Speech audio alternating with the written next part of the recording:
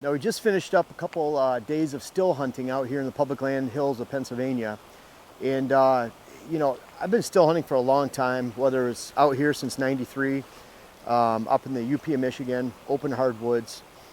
And it really brings up a point. And a lot of times I want you guys out there to be comfortable. I want you to enjoy the hunt as best as possible. And I want to deliver as much teaching as possible on the site. And really try to help you. And one of the things that question I get a lot is, what do you wear? I've gone over in detail what I wear if I'm tree stand hunting and how to survive an all-day sit. But still hunting is a different animal when it comes to gear and clothing.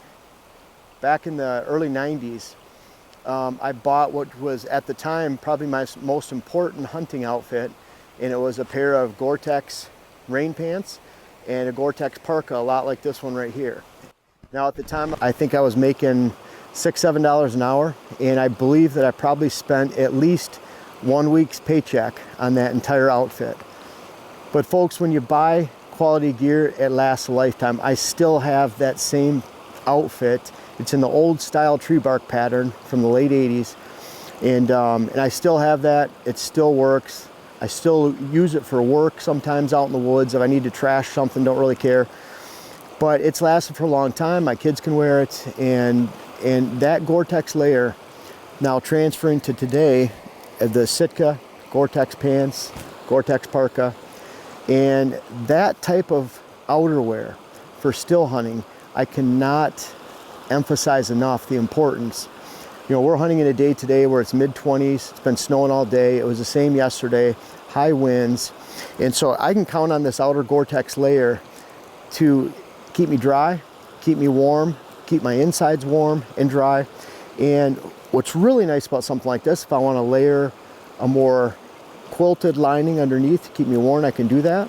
I obviously have a frame pack right here, and so I'm going in light. I have long johns under this Gore-tex layer. I have a heavyweight hoodie right here that zips up. I can pull it over. Also have a long john shirt, but that's it. I have lightweight rubber boots. I can run if I want to, but they're not going to bog me down. I'm planning, when we're still hunting out here, we might sit for a half hour watching a group of does down in the valley, which we did yesterday. But other than that, we're moving. Hat, in this case, I actually have a baseball cap because I wanted that hard, solid brim under there, but I didn't want a lot of weight in the background. So I'm just wearing that baseball cap. And then I have a heavy windstopper, fleece-lined hat that I can pull up and down over that, let my head breathe. And so really it's for the move. I have to have orange on, but I can pull this up high, get it off my ears. When we were up top today and the wind was really pushing, pull it down, keep me warm. My frame pack has nothing in it except some plastic bags, knives, and saw, so that I can actually, hopefully, butcher a deer out in the woods and bring it back. So I'm dressed light, I'm dressed to move, I'm dressed to be, most importantly, protected from the elements, wind, rain, snow, it doesn't really matter. As long as I keep moving a little bit, I can keep the insulation up. The final piece of the puzzle, really important, is this hand warmer muff. I have my phone in here, I have a grunt call in here, I keep a face mask in here in case it gets really cold. I want to put that on to protect me from the wind. I keep some heat packs in here, keep my hands warm. And the way I can set that up is I can have my gun on my shoulder, I can have my hands here, and as soon as I get to a spot where I want to look, I can take my hands out, they're nice and toasty warm. I can carry my gun, look over the side like we're still hunting in this area.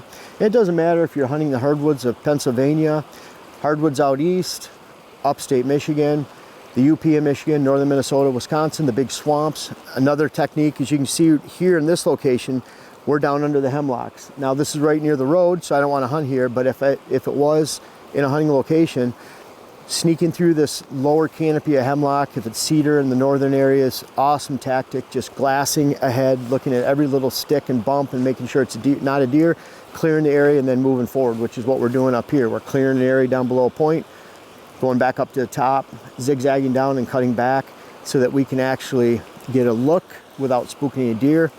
This stuff is ultra quiet, which is important too, but I find a lot of this stuff is really good.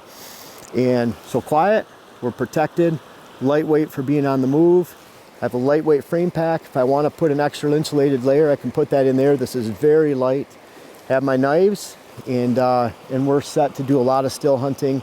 And so far, we've been really enjoying this hunt in Pennsylvania, and look forward to bringing that to you. And if you're on the move and you want to try these techniques, you can't go wrong with a nice quality Gore-tex layer that'll protect you from all the elements.